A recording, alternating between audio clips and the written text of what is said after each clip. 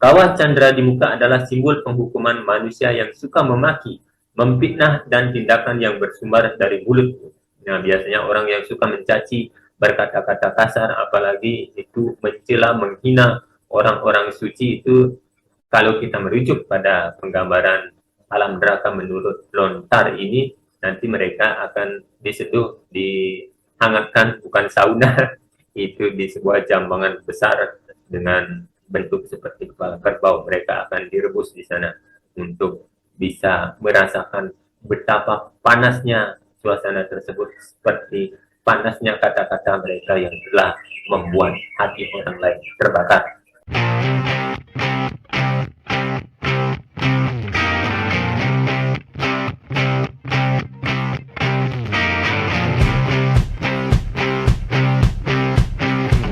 Meboye bukanlah kesalahan. Sikap meboye juga tidak usah terlalu dipermasalahkan. Maka silahkan meboye jika itu menjadi pintu pembuka dan penyemangat kita untuk mendalami sesuatu lebih lanjut guna menemukan kebenaran sejatinya. Tetapi jangan pernah meboye jika Anda tidak mempunyai ulasan dan alasan yang lebih logis untuk tidak mempercayai isi konten video ini.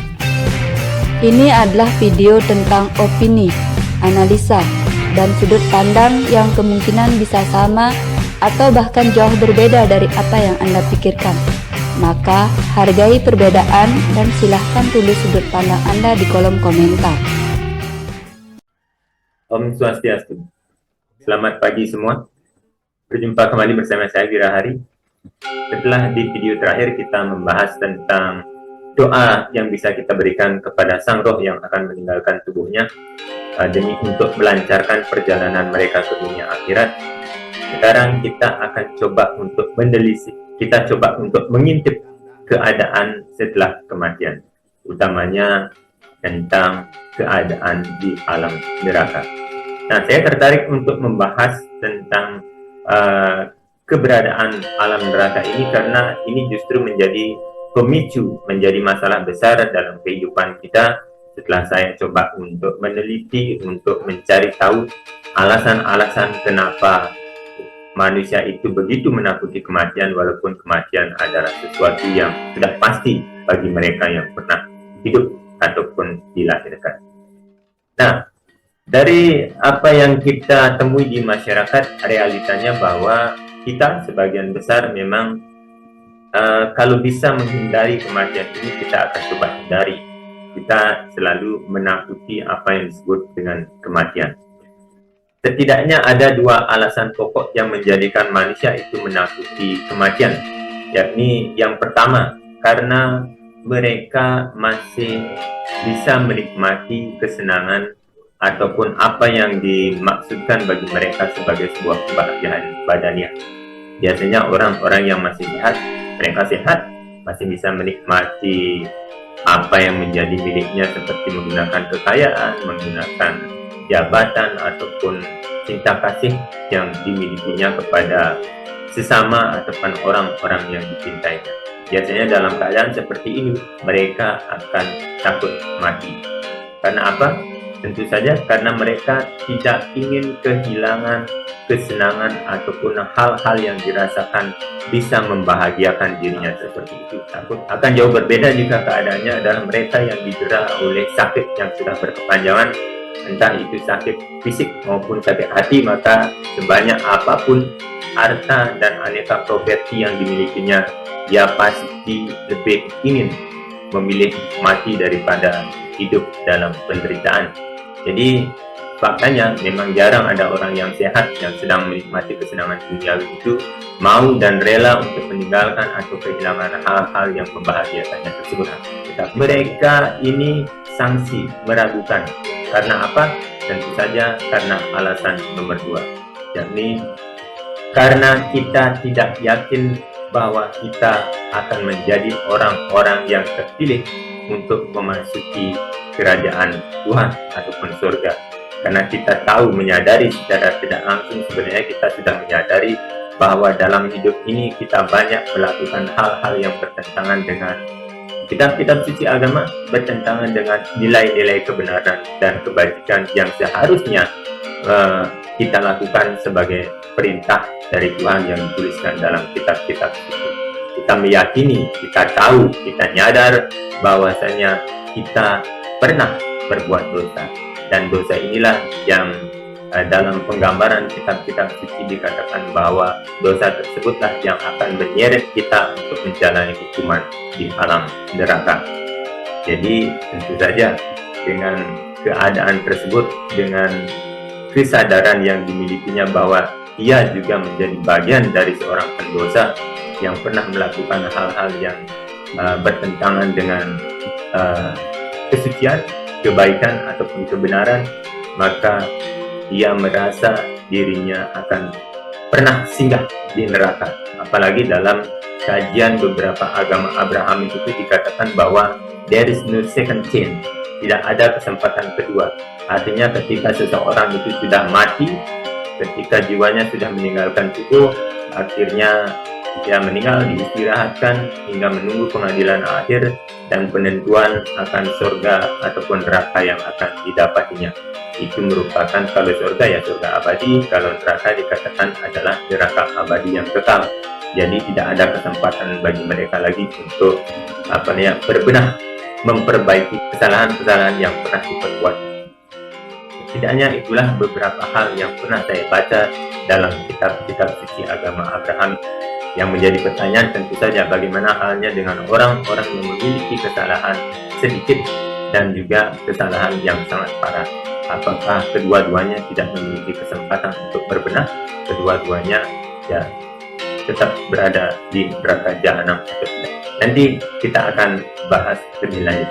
Nah, sekarang kita akan coba untuk melihat penggambaran neraka yang biasanya memang di hampir semua kitab suci itu digambarkan sebagai sesuatu yang sangat mengerikan, karena di sana berisi hukuman dan siksaan yang membuat roh-roh tersebut sangat menderita. Sebuah tempat yang dikatakan sangat gelap gulita, tapi di sana juga ada api yang berkobar-kobar dengan sangat besarnya. Oke, kita lihat dulu penggambaran neraka menurut agama Islam, di mana orang-orang atau roh-roh pendosa tersebut ketika kematiannya sudah dibagi menjadi dua golongan, orang yang mukmin dan orang yang kufur. Kemudian bagaimana perjalanan orang-orang atau jiwa-jiwa yang pernah melakukan dosa di bumi. Kita akan cek. Sesungguhnya seorang hamba yang kufur dan zalim ketika akan meninggalkan dunia fana dan memasuki alam barzah, turunlah para malaikat langit dalam rupa yang menakutkan dan menyeramkan. Mereka berlaku kasar dan keras, serta wajah yang hitam legam. Setibanya di sana mereka duduk di dekatnya sejauh mata memandang. Mereka membawa kain kafan dan minyak dari neraka. Tidak lama malaikat maut akan datang kepadanya dan duduk dekat kepala sang roh, lantas membentak, "Wahai jiwa yang kotor, keluarlah kepada murka Allah." Nah, tak lama kemudian roh hamba kufur itu dicabut dan dipisahkan dari jasadnya. Roh itu sempat mau kabur dan bersembunyi, tetapi malaikat maut segera mencabutnya dengan kasar, bagaikan menarik besi berduri dari daging panggang.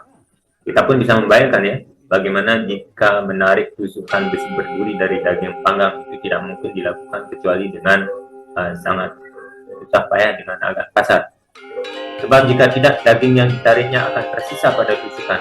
Ini adalah gambaran bagaimana kasar dan kerasnya proses pencabutan roh dari jasad orang-orang kafir atau kufur di saat kematian mereka, sehingga kita bisa melihat bahwa roh-roh yang katanya pendosa, menurut kalau kita sering menonton film azab itu kan ada penggambaran atau ya ilustrasi dari orang-orang yang melakukan kekeliruan, kesalahan, apa yang dimaksud sebagai sebuah dosa dalam kitab suci itu, ketika kematian mereka benar-benar tersiksa. Ada yang matanya sampai melotot, ada yang pokoknya kematiannya tidak dalam keadaan damai.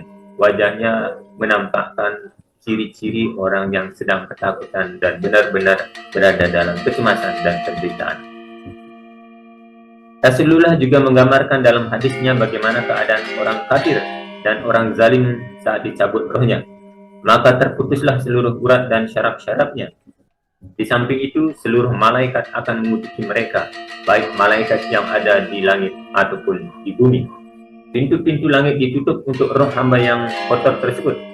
Semua penduduk pintu langit yang dilewatinya menakut-nakuti dan mendoakan agar Allah menjauhkan roh tadi dari mereka. Para malaikat yang turut menghadiri kematian sang hamba segera mengambil roh yang kotor tersebut. Setelah diletakkan di atas kain kafan yang mereka bawa dari neraka, roh itu pun bertambah kotor. Lebih parah lagi, roh tersebut mengeluarkan aroma bau yang tidak sedap akibat kekufuran dan amalan-amalan buruknya semasa hidup. Sampai-sampai para malaikat yang dilewati roh tersebut merasa terganggu.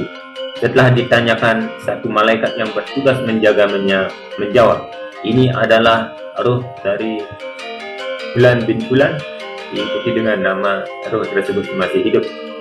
Dia menyebutnya dengan nama terburuk yang pernah dipergunakan di dunia. Begitu sampai di langit dunia, roh itu tidak diizinkan masuk, sebab langit tidak pernah dimasuki siapapun kecuali makhluk-makhluk suci, ahli keimanan dan juga ketakwaan. Sementara makhluk-makhluk yang kufur dan zalim tidak pantas mendapat kemuliaan itu.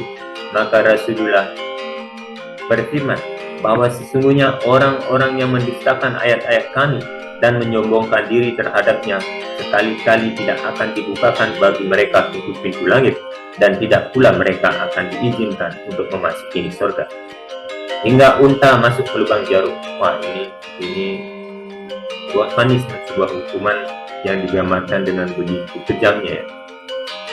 Tidak akan pernah diberikan kesempatan untuk menampati surga. Jangankan masuk ke surga, berada di daerah surga saja itu sudah tidak diizinkan, sampai akhirnya seekor unta bisa masuk ke lubang jarum. Itu kan sebuah perumpamaan yang sudah unbelievable, sudah tidak masuk akal. Kecuali memang Tuhan melakukannya pasti bisa, tetapi dalam gambaran pemikiran manusia itu, jangankan unta, itu kucing saya yang lebih kecil tidak mungkin bisa masuk ke dalam lubang jarum yang begitu kecil, apalagi unta. Artinya tidak akan pernah terjadi demikian. Tidak pernah bisa roh atau yang dianggap kafir dan kufur tersebut untuk bisa memasuki kerajaan surga. Roh pun dikembalikan kepada jasadnya sehingga ia bisa mendengar jelas suara sandal-sandal orang yang semula menjadi sahabatnya meninggalkan alam kubur satu-satu. Mereka pulang ke rumah dan pergi meninggalkan dirinya menyendiri menghadapi nasib yang memprihatinkan. Tidak ada seorang pun yang mampu menolong dirinya dari bahaya. Tidak ada satu pun yang mampu membebaskan dirinya dari prahara yang mengelilinginya. Tidak ada perbedaan dalam hal ini antara para raja dengan rakyat jelata, antara para penguasa telah meninggalkan kekuasaan mereka, kekayaan telah menelantarkan mereka, begitupun keluarga, kawan, dan sahabat, semuanya telah meninggalkan mereka menghadapi nasib tragis itu seorang diri di dalam alam kuburnya. Tak lama kemudian malaikat Munkar dan Nakir datang dan menguji mereka dengan sejumlah pertanyaan. Pertanyaannya adalah, siapa Tuhan yang mereka sembah? Apa agama yang mereka anut? Siapa rasul yang mereka teladani? Tetapi mereka atau sang roh tersebut yang sudah diliputi oleh kepapaan, oleh dosa itu bungkam, tidak mampu menjawab pertanyaan tersebut. Dalam pada itu terdengar suara panggilan dari langit, hambaku itu bohong, maka hamparkanlah sebuah taman dari neraka untuknya. Bukalah sebuah pintu neraka untuknya, datangkanlah panas dan aroma neraka untuknya. Saat itu pula lah kuburannya menjadi sempit hingga tulang-tulang rusuknya menyatu. Kemudian disumpahkanlah amal buruk hamba ini dalam wujud seorang laki-laki yang berwajah buruk, berpakaian jelek dan beraroma tidak sedap. Laki-laki buruk rupa itu pun menyampaikan, ini adalah harimu di mana engkau dijanjikan. Maksudnya hari yang telah dijanjikan oleh Allah kepada orang-orang yang kufur dan zalim dalam kitabnya melalui lisan Rasulullah. Begitu sang hamba menanyakan identitas laki-laki yang membawa kabar buruk untuk dirinya, dia menjawab, aku adalah perwujudan dari amal burukmu. Demi Allah, aku tidak tahu engkau, kecuali lamban menaati perintah Allah dan cepat bermaksiat padanya. Semoga Allah membalas keburukan. Maka Allah pun menyiapkan para petugas yang akan menyiksa di kuburnya. Petugas itu tunanetra, tunarungu, dan juga tunawicara. Di tangannya terdapat gagang besi yang apabila dipukulkan pada gunung, ia akan lebur menjadi tanah. Dengan besi itulah sang hamba yang kufur itu dipukuli sampai hancur menjadi tanah. Dan setelah hancur, Allah mengembalikannya lagi seperti semula untuk dipukuli kembali.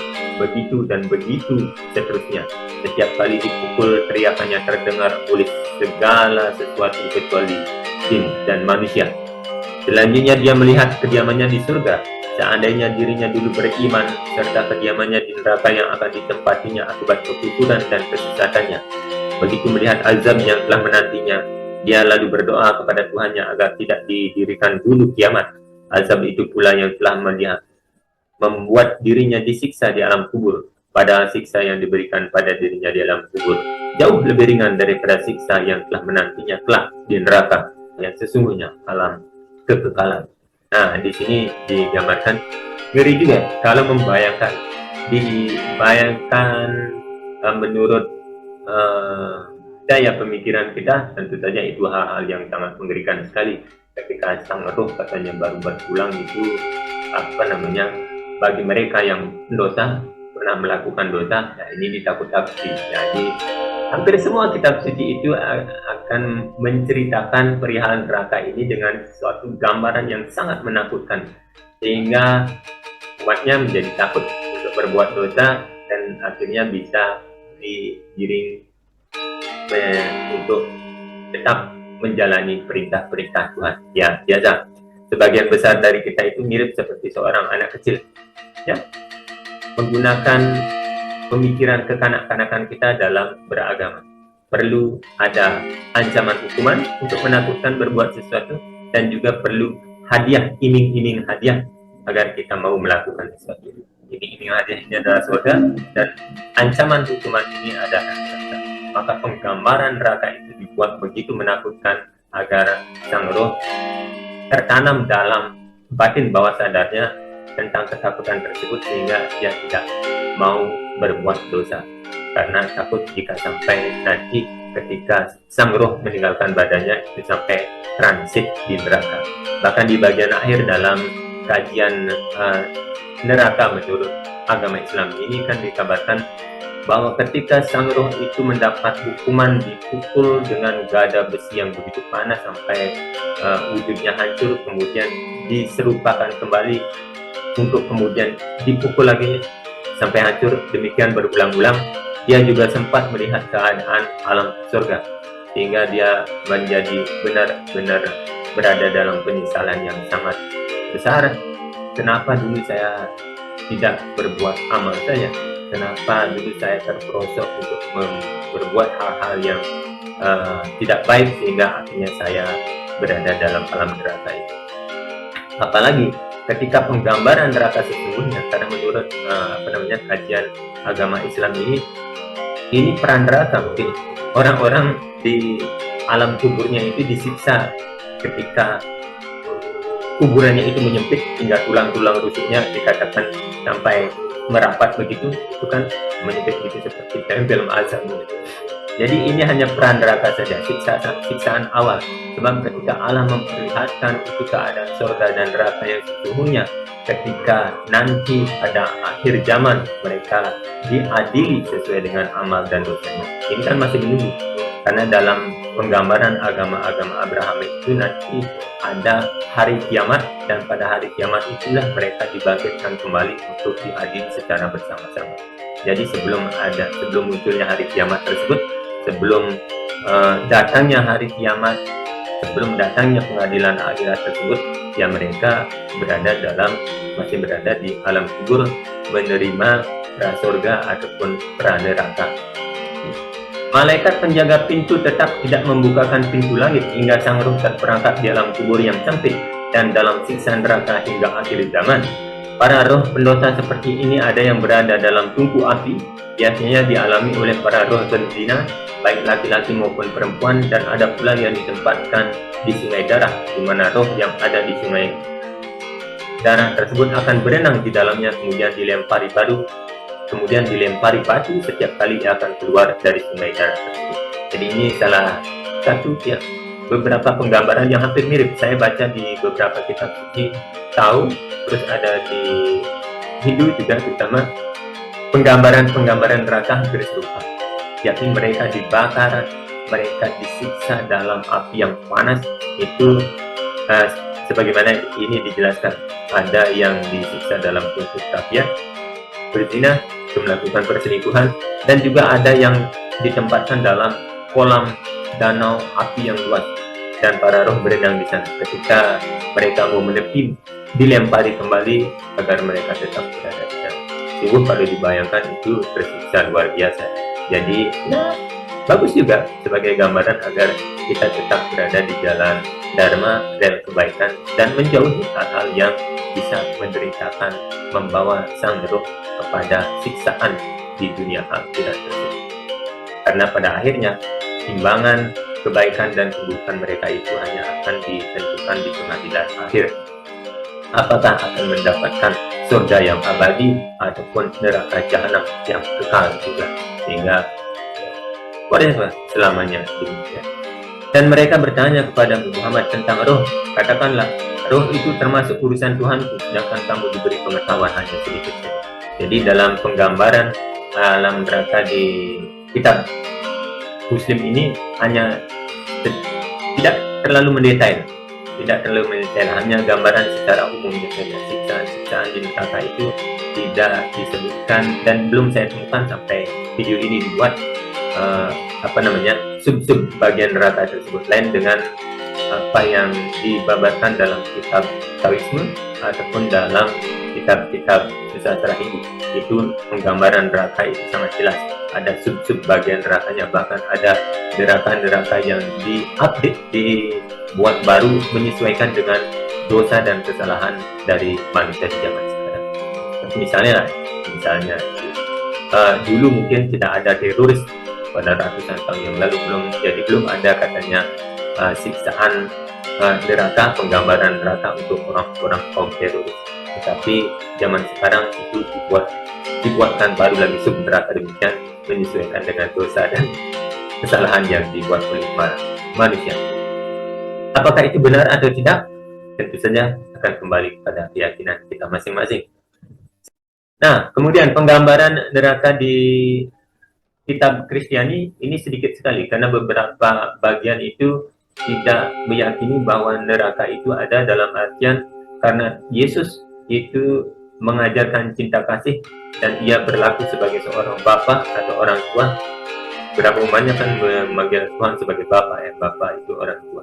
Jadi tidak mungkinlah seorang bapa yang penuh dengan kasih sayang itu akan menjerebabkan anak-anaknya itu ke dalam siksaan abadi, walaupun mereka pernah melakukan kesalahan. Oke, setiap orang bisa melakukan kesalahan, tetapi sebagaimana orang tua di bumi, ketika kita mendapati kesalahan dan kekeliruan, anak-anak kita pernah melakukan kesalahan, kita tidak akan menjatuhkan atau memberikan hukuman yang sangat berat, menyiksa dan hingga kekal seterusnya kepada anak-anak yang kita cintai.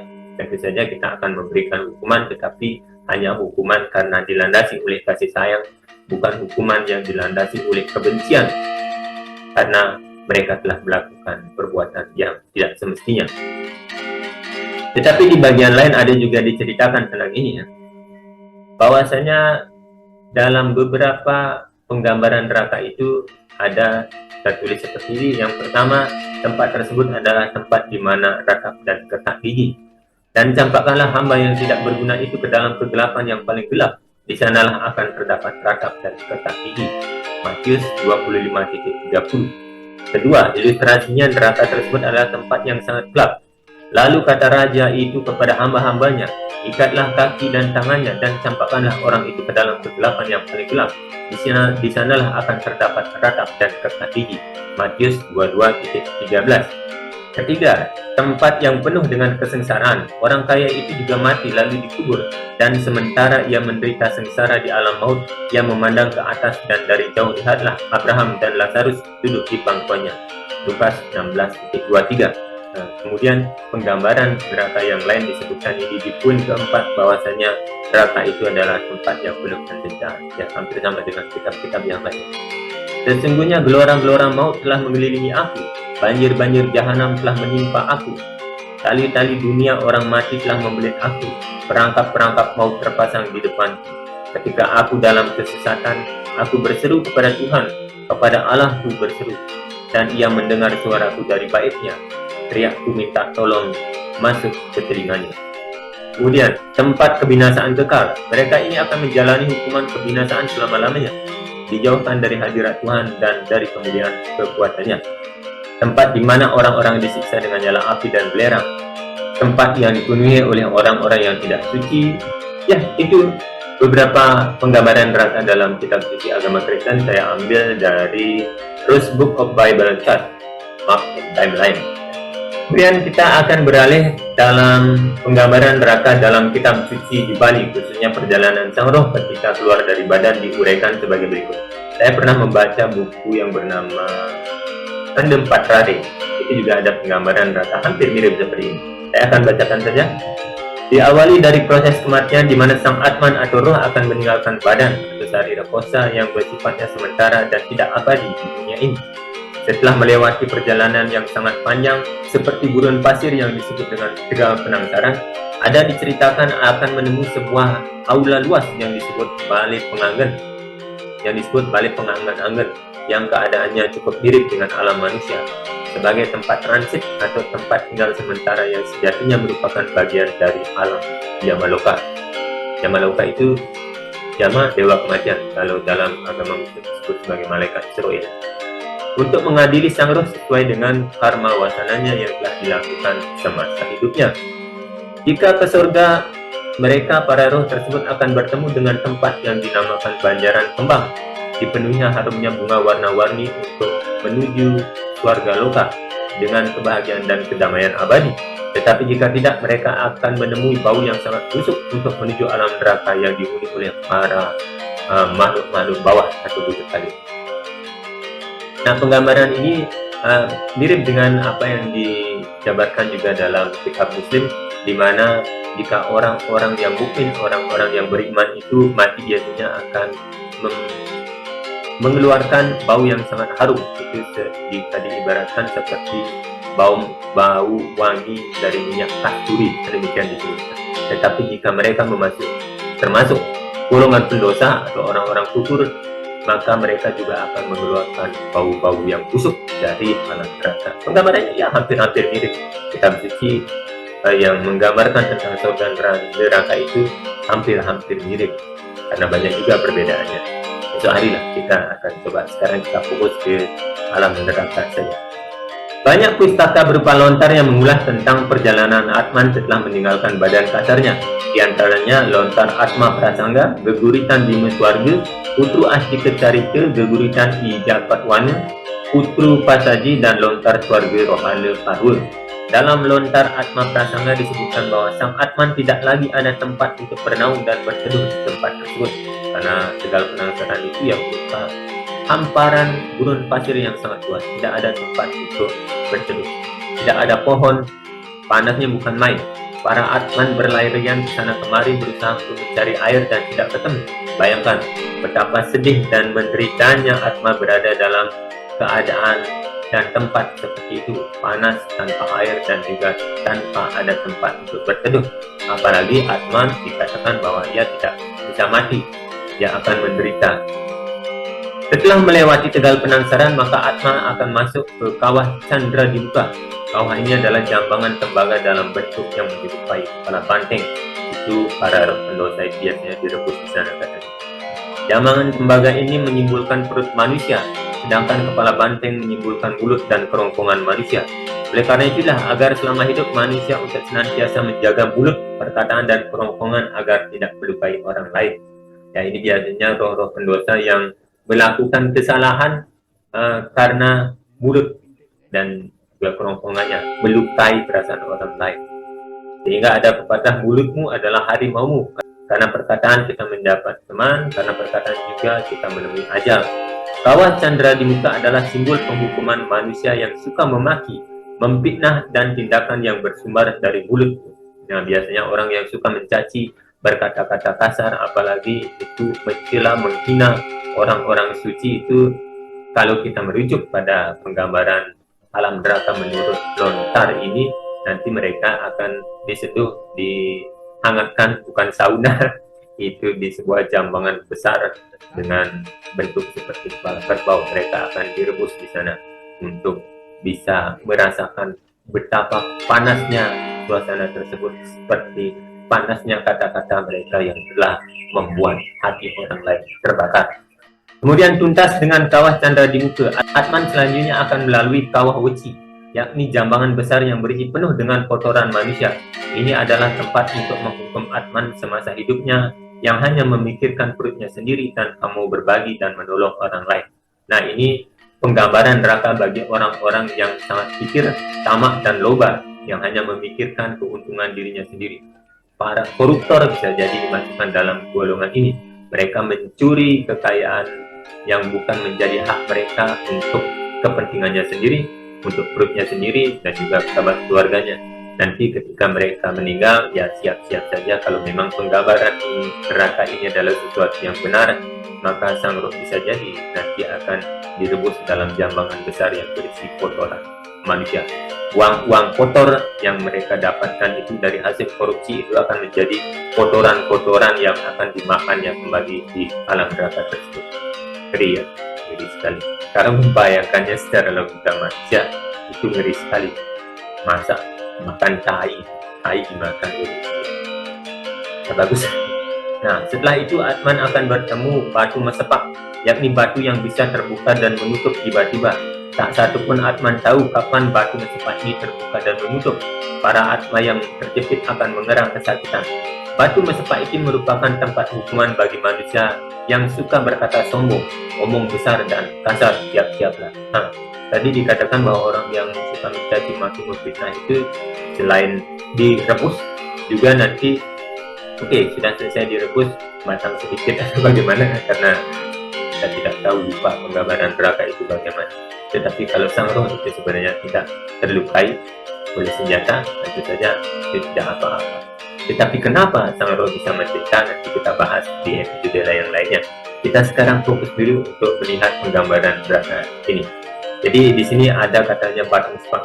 Kalau ada sebuah film pernah saya lihat, tumbuhan yang bisa menutup gitu kan, ada untuk memberangkat serangga-serangga yang lain. Ketika serangga itu masuk, tiba-tiba bunga tanaman tersebut akan menutup sehingga itu akan terperangkap di sana. Nah, ini dikatakan penggambarannya batu mesepak bisa terbuka kemudian tertutup tiba-tiba lagi, dan itu tidak bisa ditentukan oleh sang roh, sehingga ketika ia mungkin mau melompat masuk tiba-tiba dengan kecepatan secepat kilat, itu batu tersebut menutup dan menjepit sang roh sehingga sang roh mengalami penderitaan kesakitan karena terjepit oleh batu yang besar tersebut. Tak berhenti di sana, Atman kemudian akan menemukan titik gonggang. Ini adalah titik yang di bawahnya berisi jurang api.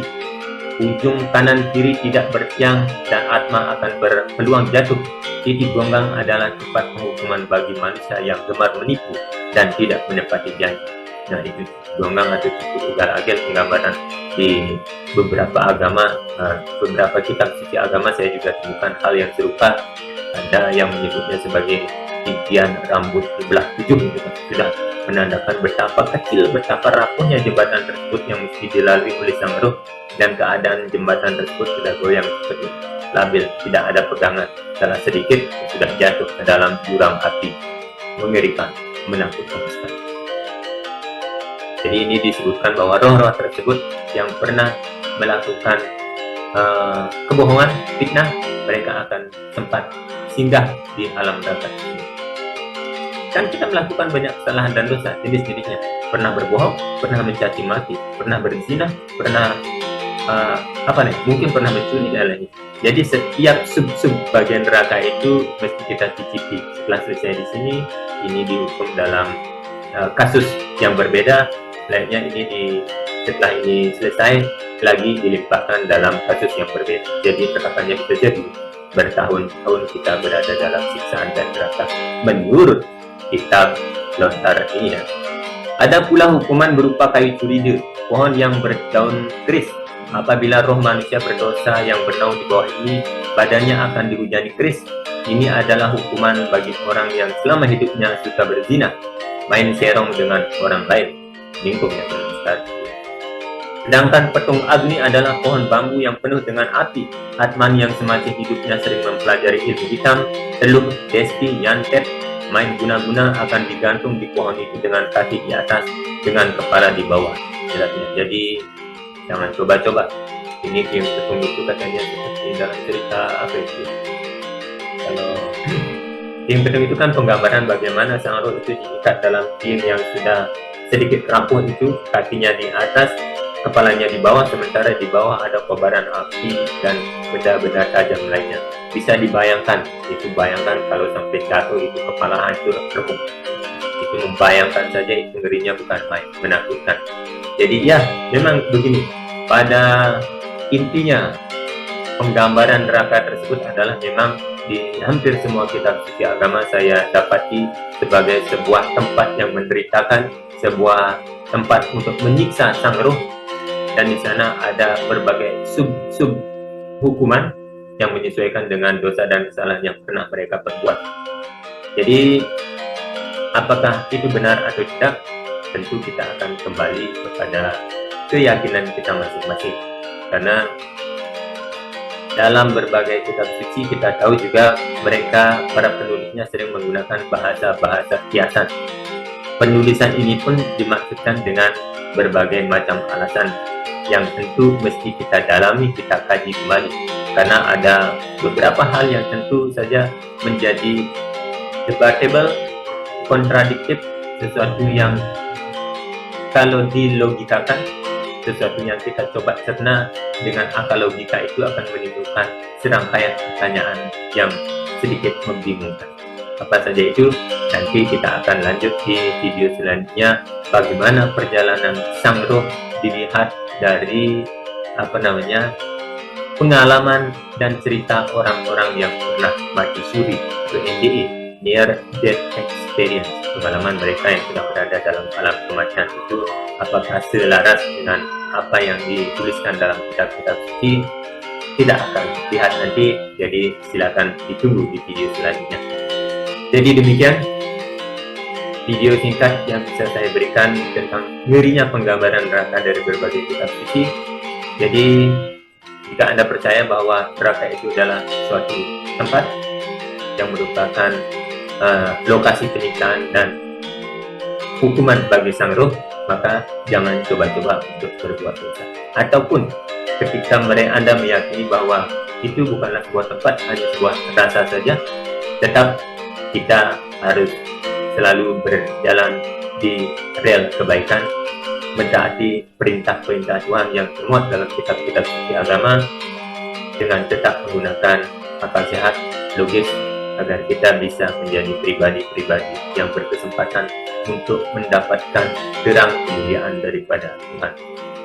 So, demikian. Terima kasih sudah menonton. Jangan lupa subscribe, like, dan komen. Saya